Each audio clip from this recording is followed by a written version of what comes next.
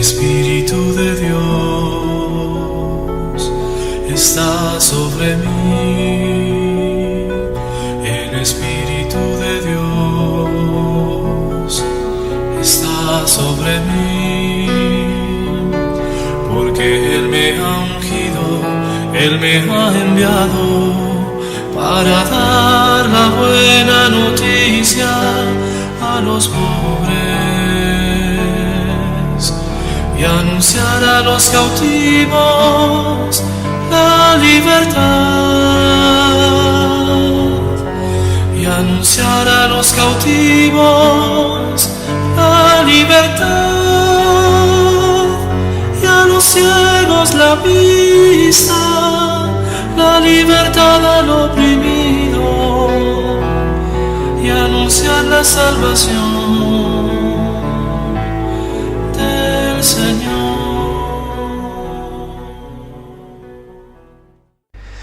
Muy buenos días, muy buenas tardes o seguramente muy buenas noches, estimado oyente, según sea la hora y el lugar donde se encuentre escuchando este nuevo mensaje.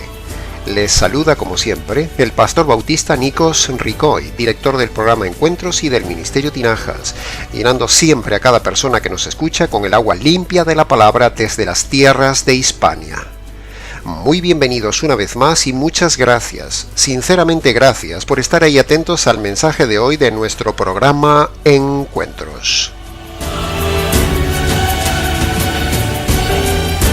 Como hemos escuchado en el audio inicial, ese será precisamente el texto bíblico sobre el que quiero llamar hoy su atención y que analizaremos una vez más de forma expositiva, es decir, con el noble arte de descubrir y exponer a la luz las maravillas escondidas en las profundidades coralinas del mar de la palabra de Dios.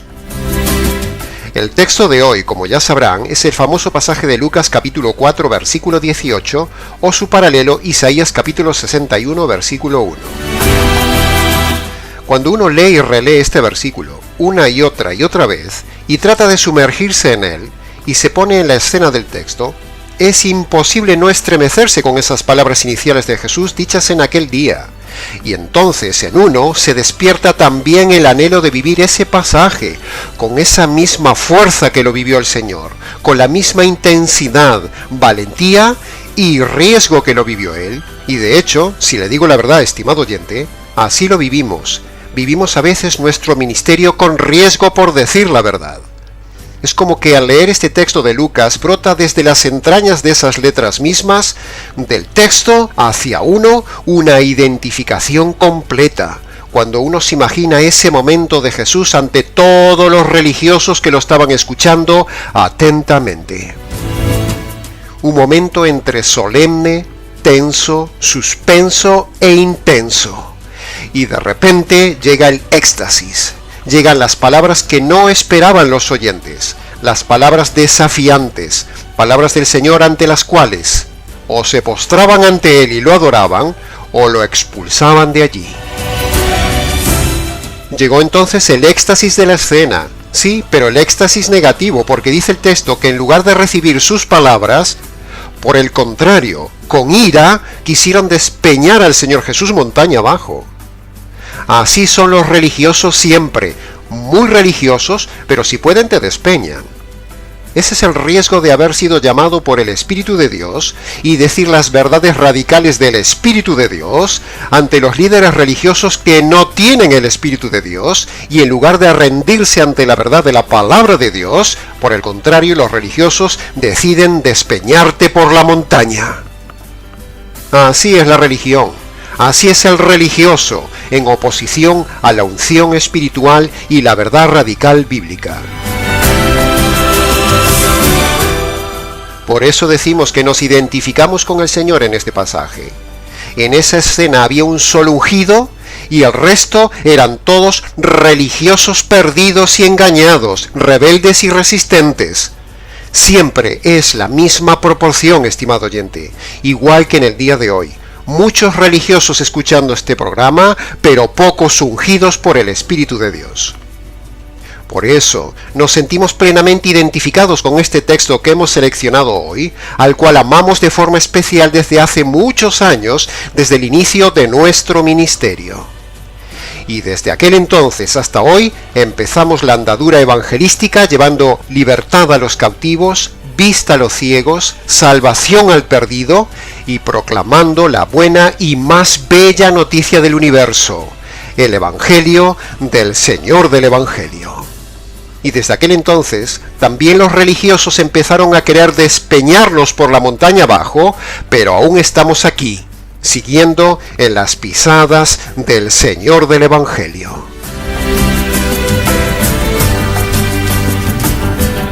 Es un honor ser llamado y es un dolor ser ungido. Es un honor seguir al amado y es un dolor buscar al perdido. Es un honor consumado que este dolor se nos haya concedido. Es un honor ser llamado por el Señor el ungido. Es un honor colmado predicar el Evangelio al perdido. Es un honor elevado servir a los pies del Rey ascendido. Es un honor hacer este programa amado para el oyente que aún no se ha convertido. Dividiremos el estudio expositivo del día de hoy en 4 partes para que sea más fácil a usted entenderlo. Así que entremos en el análisis de la primera frase de Lucas capítulo 4 versículo 18, que dice: El Espíritu del Señor está sobre mí. Ahora preguntamos, ¿podría usted, estimado oyente, decir esta frase ¿es mía? Es decir, ¿el Espíritu de Dios está sobre mí? Pues no puede decirla porque esta frase es irrepetible, es única, solo la vivió el Señor Jesús. Porque si se fija con detalle, el texto dice sobre mí, no dice dentro de mí. ¿Y por qué lo dice así? Pues porque dentro del cuerpo de Jesús estaba solo la segunda persona de la divinidad tabernaculizando ese cuerpo de Jesús. Él era el arca movible del nuevo pacto. Por lo tanto, por eso no dice dentro de mí, porque entonces estarían dentro del cuerpo de Jesús 2 personas divinas, el Espíritu Santo y el Hijo. Pero la salvación la hizo solo la segunda persona, el Hijo, metido en el cuerpo perfecto y humano llamado Jesús. En el cuerpo Jesús solo estaba toda la plenitud de la divinidad del Hijo. No estaba dentro el Espíritu Santo ni tampoco el Padre, sino solo Cristo, como dice Colosenses capítulo 2 versículo 9. En él habita corporalmente toda la plenitud de la divinidad.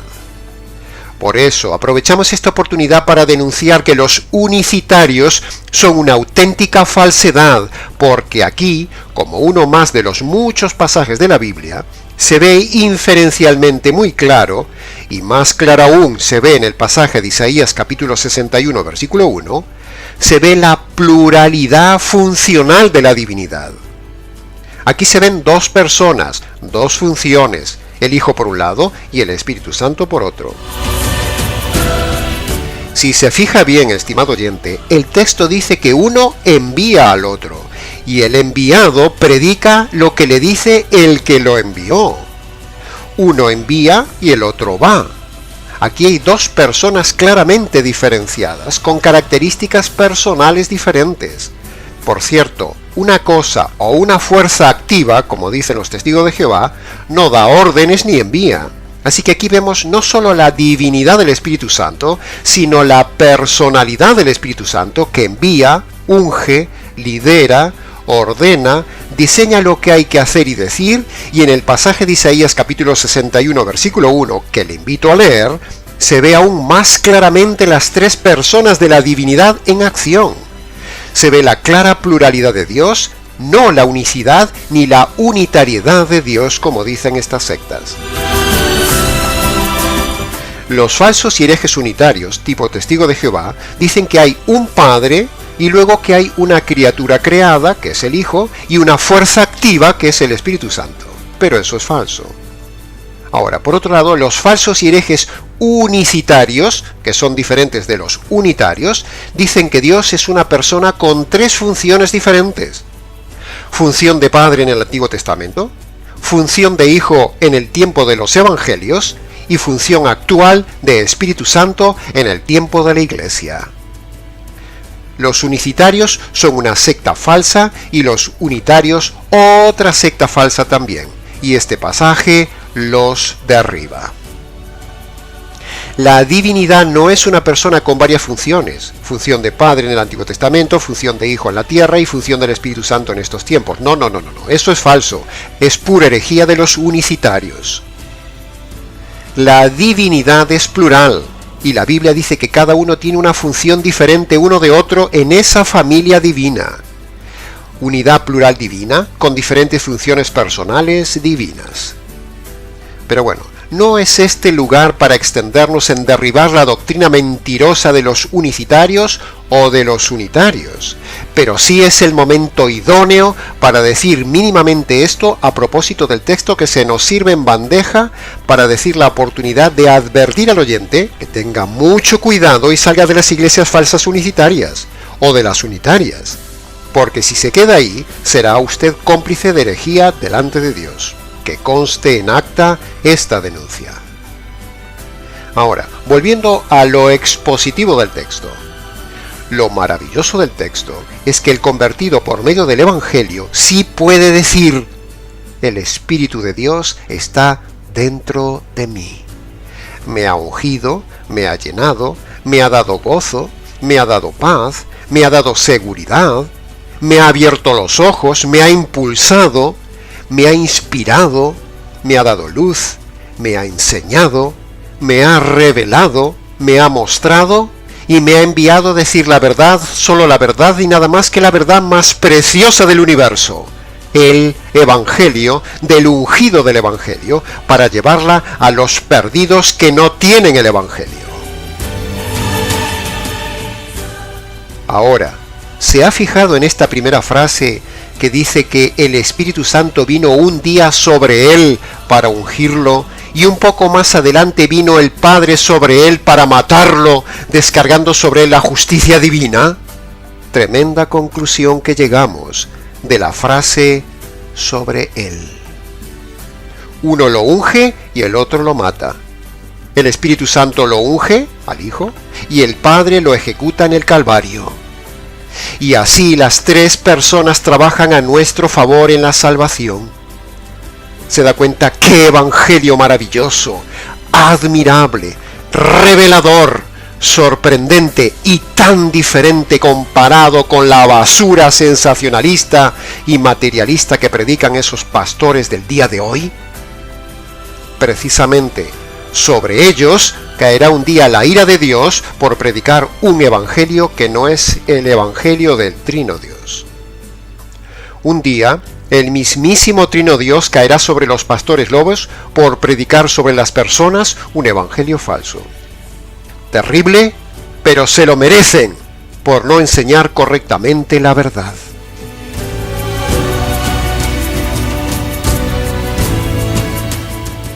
Pasemos ahora al análisis de la segunda frase. Dice así: Me ha ungido para dar la buena noticia a los pobres. Una de las erradas respuestas que más tiene la gente, incluidos muchos pastores ignorantes, es que cuando les preguntamos ¿qué es el Evangelio?, dicen: son las buenas noticias o las buenas nuevas. Pero eso no es totalmente así. Porque en primer lugar, el Evangelio no son varias noticias, no, sino que es solo una buena noticia. Sí, ha oído bien, se trata de dar solo una buena noticia después de dar la mala noticia. El 95% de la gente, cuando uno le pregunta ¿qué es el Evangelio?, dicen ese error. Son las buenas noticias de salvación, pastor. Ah, muy bien, pero ¿me puede decir cuántas buenas noticias son? ¿Y cuáles son concretamente todas esas buenas noticias que usted dice? Ah, pero no te lo dice.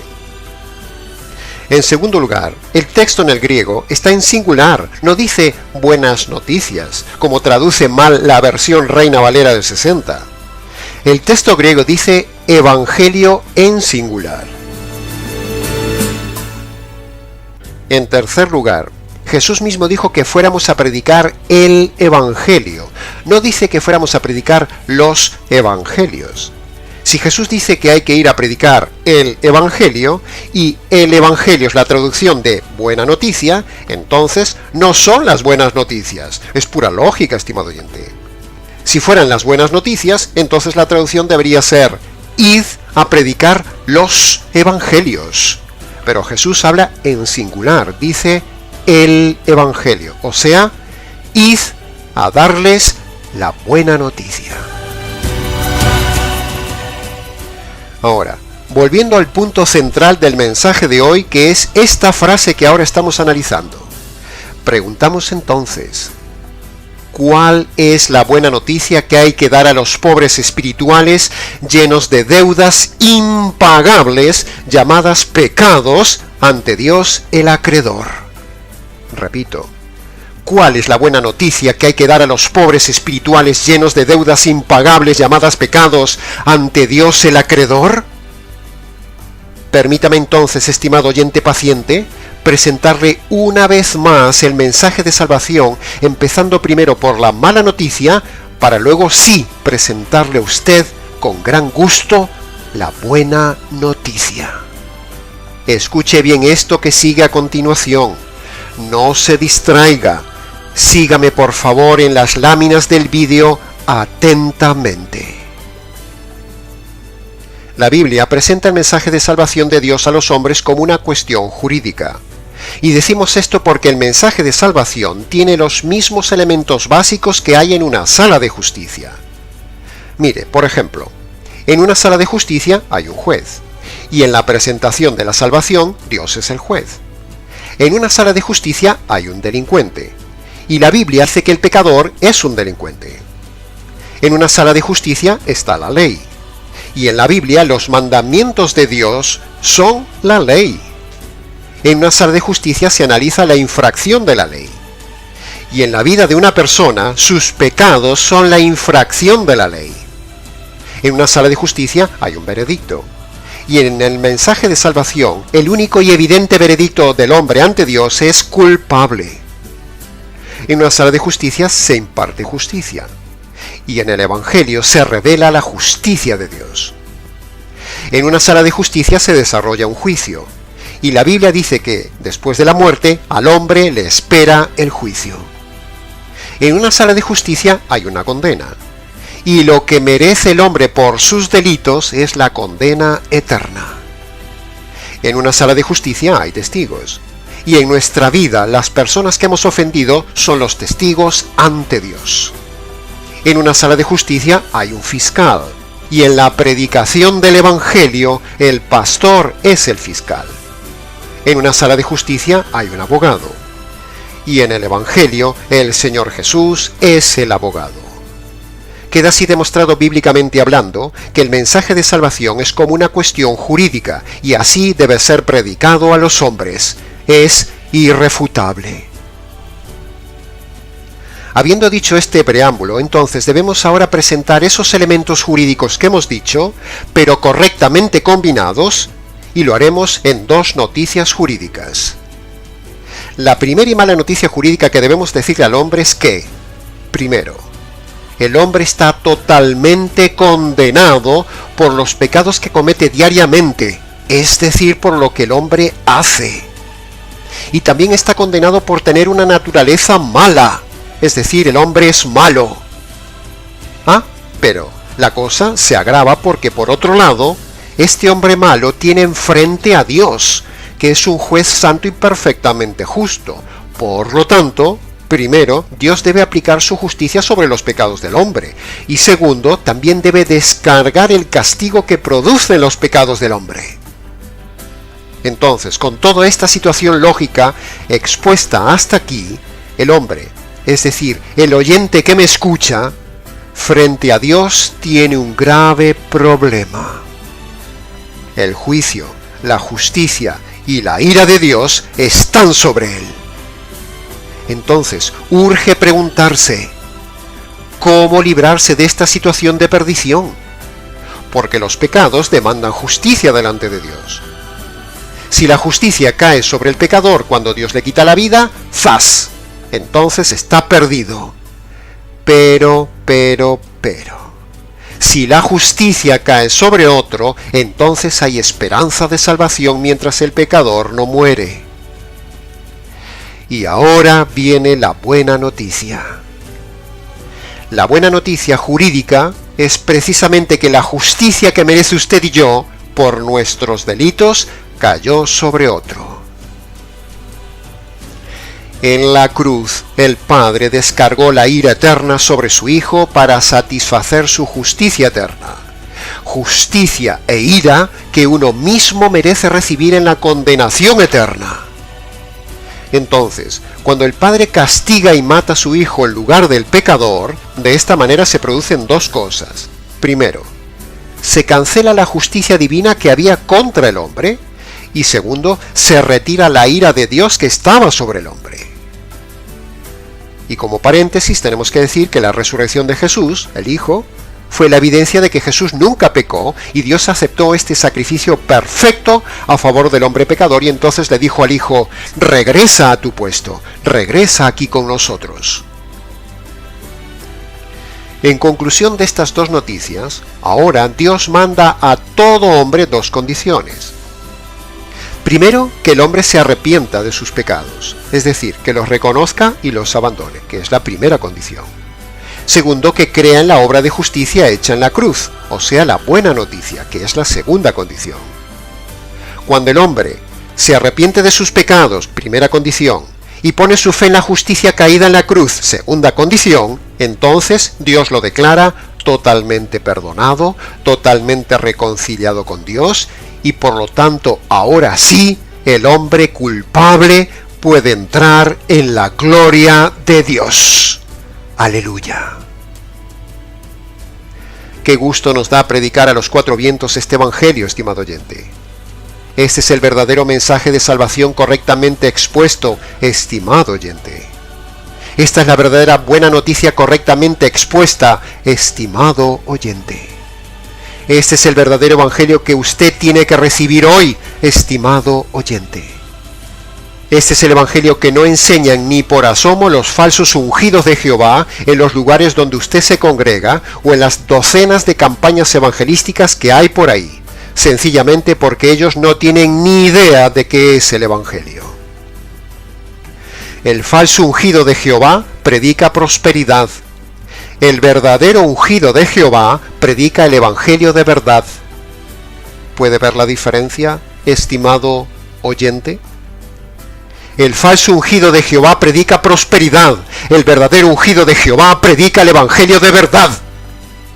Este es el evangelio que siempre predicamos desde hace muchos años en el Ministerio Tinajas. Y este es el evangelio bíblico del Señor del Evangelio. Esta sí es la buena noticia, que el Espíritu Santo sí quiere que se predique, que conste en acta. Por cierto, estimado oyente, si usted quiere recibir por escrito el bosquejo de este evangelio que hemos dicho, escríbanos. Pasemos ahora a la tercera sección de Lucas capítulo 4, versículo 18, que dice: Me ha enviado a sanar a los quebrantados de corazón, a pregonar la libertad a los cautivos y a dar vista a los ciegos. Por supuesto que este pasaje no se refiere a lo físico. Jesús no vino a hacer trasplantes de corazón a los que tenían el cardio mal. Jesús no vino a sacar de la cárcel a los delincuentes, porque eso sería una injusticia. Él vino a dar una vista mayor al hombre. Él vino a dar una vista con visión eterna, para que los ciegos espirituales vean las maravillas de este evangelio. Por lo tanto, aprovechamos también para decir que ese evangelio de sanidades es falso. No existe tal evangelio. No existe el don de sanidades en el día de hoy. Los milagros de sanidades hechos por el Señor Jesús, el Mesías, eran para demostrar que Jesús era el ungido, el Salvador, el Mesías, porque solo de boca no le iban a creer. Con simplemente decir, yo soy el Mesías, no le creerían, tenía que demostrarlo. Así que los milagros eran solo para demostrar que Jesús era el Mesías. Pero ahora ya no hay milagros multitudinarios, ni en público. Esos supuestos milagros que se ven por ahí, los hace otro, no los hace el Señor. En el caso del inicio de la evangelización en el libro de Hechos sucede exactamente igual. Los apóstoles hacían milagros al inicio para que se les creyera que ellos predicaban de parte de Jesús el Evangelio. Si no, ¿cómo iba a creer la gente que ese era el verdadero Evangelio? Pues precisamente haciendo milagros y sanidades. Pero, una vez que la pólvora del Evangelio ya había empezado a correr y la iglesia ya estaba formándose, entonces los dones de milagros y sanidades multitudinarios cesaron completamente. De hecho, si hacemos un estudio cuidadoso en el Nuevo Testamento, vemos que el mismísimo Pedro y Pablo, en un determinado momento, ya no hicieron más milagros nunca jamás. Eso demuestra inferencialmente que ellos mismos en determinado momento se quedaron sin ese don, y hasta el día de hoy no existe ese don. Solo fue un don inicial para dar salida al inicio del Evangelio, para que la gente creyera el mensaje del Evangelio, y para dar el inicio de la iglesia formada por el verdadero Evangelio. Todos esos milagros y sanidades fueron hechos en un entorno correcto del Evangelio, pero en el día de hoy, los supuestos milagros y sanidades no se hacen en el entorno del Evangelio, sino que se hacen solo en el entorno ególatra de querer vivir mejor y salir de los problemas. En esos espectáculos de circo mal llamados iglesias de sanidades y milagros, la gente no va a buscar el perdón de los pecados, la salvación o el Evangelio, no. La gente va a buscar egoístamente solo lo material.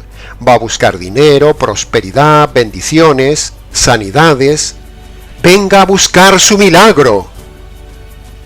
Vienen en busca de la buena vida ahora, como hay un libro por ahí que circula con este tema. Dios no hace milagros en ese entorno de mala doctrina, estimado oyente. Todas las iglesias de sanidades y milagros son falsas. Dios no va a hacer un milagro para confirmar el engaño de los pastores falsos que están ahí. No, ¿qué tipo de Dios sería ese? Tampoco debemos olvidar el poder del diablo, un ser con poderes y engañador como lo vemos en toda la Biblia. Así que esos supuestos milagros y supuestas sanidades no son de Dios. Pero el diablo les hace creer que son de Dios, y así el enemigo sella su engaño y consecuentemente su condenación. Los milagros en un entorno fuera del Evangelio no son de Dios, son del diablo. Los supuestos milagros en una iglesia de mala doctrina no son de Dios, son del diablo. Los milagros de esos pseudoprofetas, apóstoles, pastores showmans, no son de Dios, son del diablo. Primero porque no tienen sana doctrina, y segundo porque son de mala conducta, muchos de ellos 1000 veces recasados, vividores, avaros, negociantes, adúlteros, materialistas, mentirosos, herejes y muchas veces ilegales ante la ley. Y Dios no se mueve en esas personas ni en esos lugares. Sin embargo, sí hay uno que siempre está al acecho, el diablo, que con su poder hace algunos prodigios para engañar, y así la gente queda encerrada para siempre en el engaño. No hay en el día de hoy milagros multitudinarios. No hay en el día de hoy sanidades en público. Todo eso ha cesado. Todo eso es falso. Nada de eso es de Dios. Así que tenga cuidado, estimado oyente. Haga una prueba. En esas reuniones de milagros y sanidades que usted ve por ahí, mire si hay el Evangelio que hemos demostrado hoy aquí. O por el contrario, mire si hay un simple sermón motivacional, moral o centrado simplemente en el milagro, y usted así verá la diferencia. La sanidad que habla el versículo de Lucas capítulo 4 versículo 18 es espiritual. El quebranto del corazón es espiritual. La libertad de los esclavos del pecado es algo espiritual. Y abrir precisamente los ojos a los ciegos es para que vean esta realidad espiritual. Por un lado los lobos y su falso evangelio material, y por otro lado para que vean el verdadero evangelio espiritual. Abra los ojos, estimado oyente, a estas verdades espirituales que son más importantes que la vida física y la salud del cuerpo. No se deje engañar. Incluso si uno hace un seguimiento de esas sanidades, se da cuenta que eran falsas. Y con nuestros propios ojos vimos hace poco tiempo en Miami un falso milagro de un lobo megapóstol. Pero bueno, no es aquí el momento de pararnos a detallar todo eso. Solo es mi propio testimonio visto con mis ojos. La sanidad que usted más necesita es la del corazón, estimado oyente. La libertad que usted más necesita es la de sus pecados. Y la vista que usted más necesita es esta que estamos dándole hoy, haciéndole ver la diferencia entre la mentira religiosa y la verdad del Evangelio verdadero y jurídico. Y así un día futuro usted vea literalmente lo que hay en el reino. Lo que ojo no vio, ni oído yo, ni mente imaginó. Es lo que Dios nos mostrará ante nuestros ojos físicos para todo aquel que aquí vea y reciba el Evangelio. Precisamente y paradójicamente, los lobos pastores de hoy quebrantan más el corazón de las personas en vez de sanarlas, esclavizan más a las personas en vez de liberarlas, y vendan aún más los ojos de los que ya son ciegos hasta llevarlos al abismo. Un ciego guiando a otros ciegos y ambos al abismo eterno. Cuidado, estimado oyente. Tiene usted un pie en el abismo estando en esos lugares y siguiendo esos hombres. No dé un paso más. Retroceda. Por favor, retroceda y tenga cuidado. Pasemos ahora a la cuarta y última frase de Lucas capítulo 4, versículo 19, que dice: Me ha enviado a proclamar el tiempo de gracia del Señor. ¿Y qué significa esa frase? Bueno, esa frase significa, estimadísimo oyente, que antes de que llegue el tiempo de la ira de Dios, Dios en su paciencia está otorgando al hombre en su perdición un tiempo inmerecido de reflexión, para que vea su terrible situación y se apropie del Evangelio de salvación. Y en eso estamos día a día, aprovechando este tiempo de gracia, este tiempo de paciencia, este tiempo de la ira pasiva de Dios, hasta que llegue un día la ira activa de Dios con el Apocalipsis y la condenación eterna. Dice 2 de Pedro capítulo 3 versículo 15: Tened bien entendido esto, la paciencia de nuestro Señor es para salvación. Porque llegará un día que esta ira pasiva contenida de Dios, el juez justo, se derramará sobre todos los hombres y vendrá el caos, la ira del Cordero, la ira activa sobre el hombre, sobre el planeta y sobre el universo. Todo será destruido bajo la ira de Dios, la cual está contenida actualmente como en una gran represa. Pero el día que estalle, arrasará a todos y no quedará uno. Y no quisiera estar en su lugar, estimado oyente, si usted no se ha refugiado bajo la protección del Evangelio. Si no se ha refugiado, un día toda la furia incontenible, nada más ni nada menos que de los 3 jueces divinos, se desahogará sobre un hombre, usted. La furia del Padre, el juez, caerá sobre usted por haberlo hallado culpable en sus delitos y pecados y por haber rechazado el Evangelio de su Hijo. Entonces la ira del Padre caerá sobre usted. La furia del Hijo caerá sobre usted por haber desechado su Evangelio en pos de otros evangelios. La ira del Hijo caerá sobre usted. Y la furia del Espíritu Santo caerá sobre usted por haber rechazado las muchas veces que le quiso convencer de sus pecados, de justicia y de juicio, y haber sido usted indiferente a él. Entonces usted se tragará su furia, que también descargará el Espíritu Santo sobre usted. Escape hoy de la furia contenida del Trino Dios, estimado oyente. Ira triple, ira terrible, ira eterna. ¿Se da cuenta lo que significa recibir la ira de 3 jueces sobre usted? ¿Se imagina el momento cara a cara con el Trino Dios, ajusticiándolo con esa voz de trueno que hizo estremecer un día a Israel y hará estremecer todo el universo, y usted como una mota insignificante temblando de horror no tendrá dónde esconderse? ¿Sabe dónde Dios lo esconderá a usted de su presencia por hallarlo inmundo y delincuente? Lo esconderá en la oscuridad terrible de la cárcel eterna. Como dice Mateo capítulo 25, versículo 41 y 46. Apártate de mí, maldito, al fuego eterno, preparado para el diablo y sus ángeles. Y lo remata en el versículo 46 cuando dice: e irán estos al castigo eterno. Escape hoy de la furia contenida del Trino Dios, ira terrible, triple y eterna.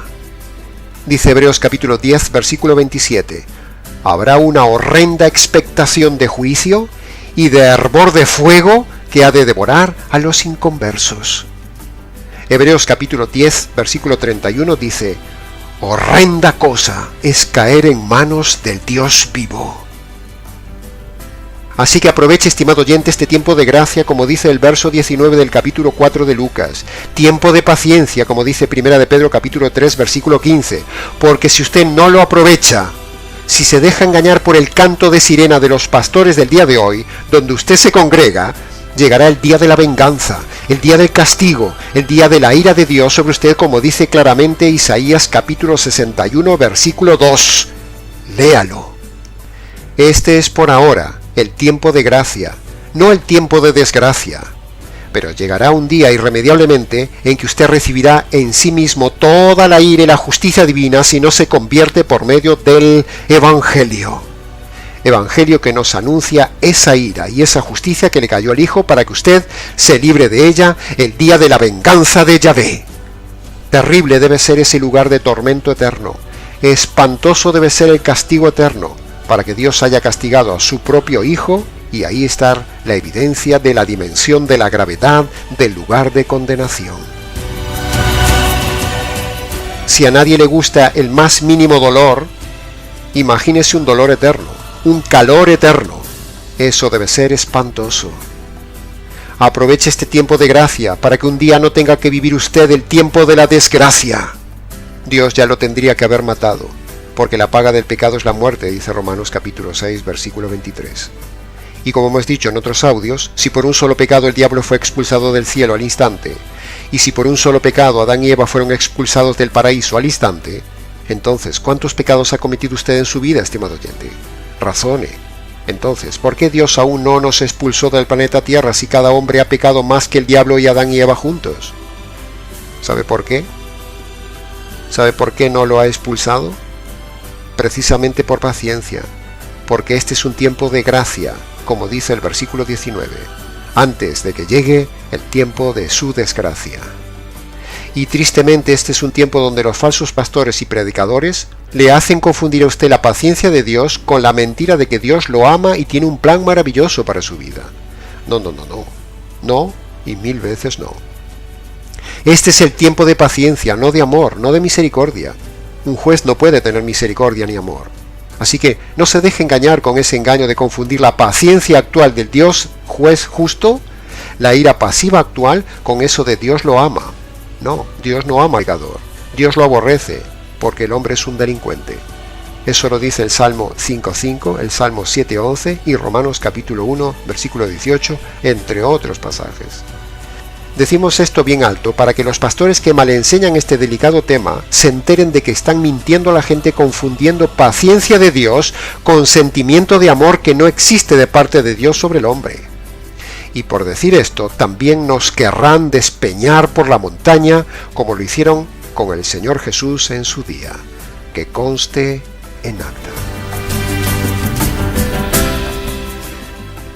No deje pasar esta oportunidad que Dios le da, un tiempo precioso de calma, de gracia, de paciencia, de acercarse usted ahí donde está, como dice el Señor Jesús.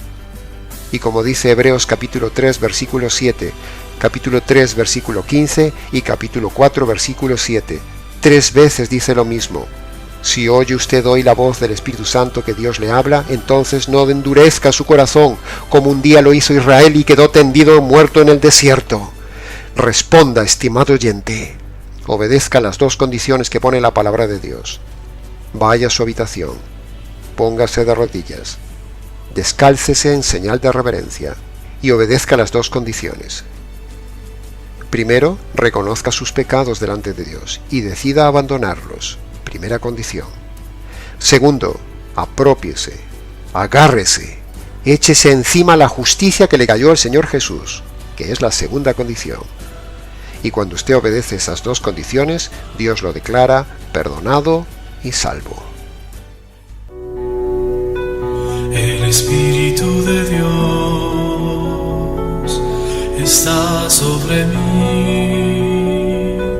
El Espíritu de Dios está sobre mí, porque Él me ha ungido, Él me ha enviado para dar la buena noticia a los pobres y anunciar a los cautivos la libertad, y anunciar a los cautivos la libertad,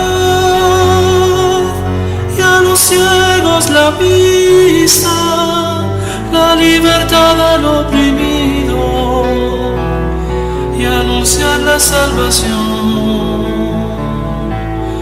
del Señor. Y hasta aquí, estimado oyente, con el mensaje expositivo y radical del día de hoy. Mucho más se podría decir del tema, pero con esto es suficiente. El que tenga oídos, oiga lo que el Señor le dice. Para preguntas, comentarios y demás, escríbanos nicos@gmx.es. Les ha compartido la verdad radical, solo la verdad radical y nada más que la verdad radical del tema, este expositor bíblico radical, Nikos Ricoy del Ministerio Tinajas, desde aquí en las tierras de Hispania. Será entonces hasta encontrarnos en un nuevo estudio de la Palabra de Dios en nuestro próximo programa Encuentros.